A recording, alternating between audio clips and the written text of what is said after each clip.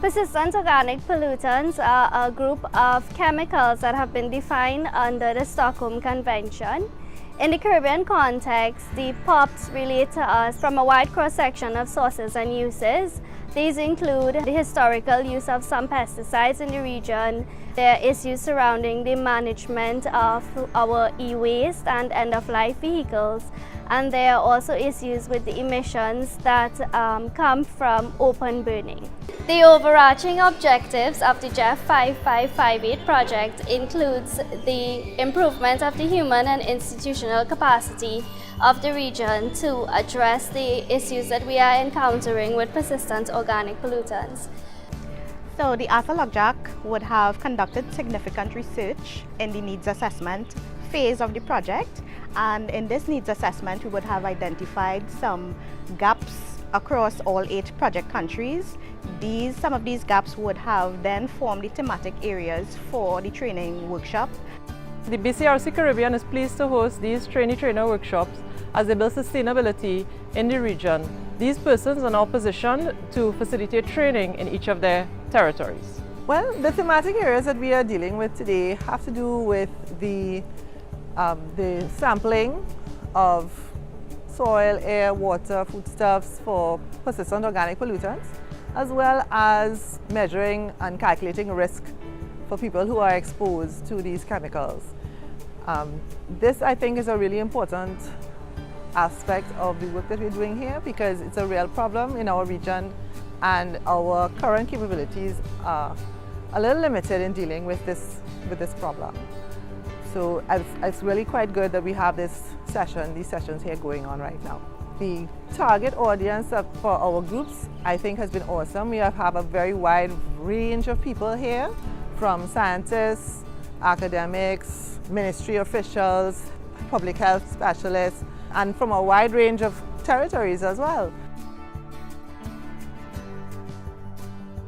The training focus today is on best practices for the analysis of persistent organic pollutants, with particular emphasis on data quality assessment.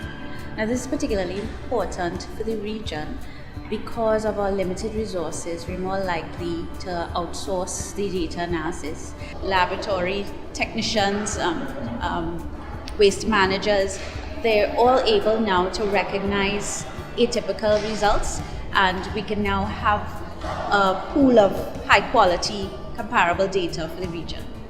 So the information that we obtain from the workshop with the different type of techniques that will be used, how you're going about selecting the right type of technique so you can analyze your data, and everything is very important. So the staff that is represented here at this workshop will go back to Antigua and be comfortable when they're taking these samples, because we need to know the type of pollutants that we have in our environment, because we know they're harmful to the environment and also to human health.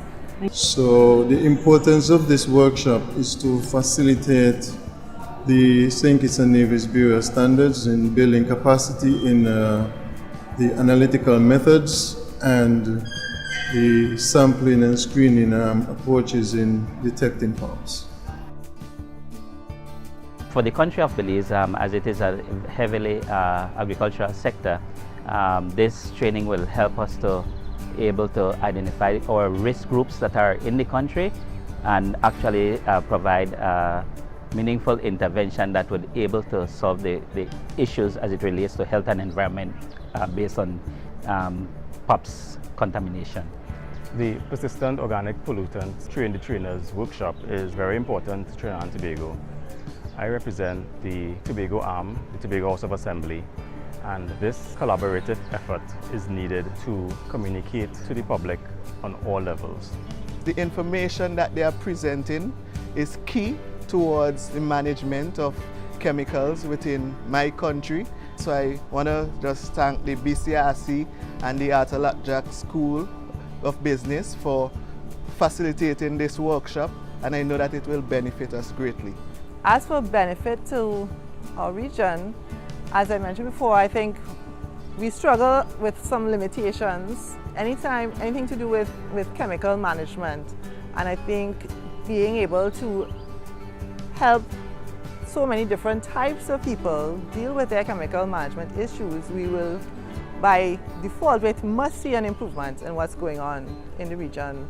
The objectives of the training this week fit well into the overarching mandate of the BCRC-Caribbean, where we are seeking to bring the region together and build the capacities that we need so that at the end of our projects we could safely say that, we are curbing and tackling the issues surrounding human health and environmental concerns as it relates to the waste streams and chemicals in our region.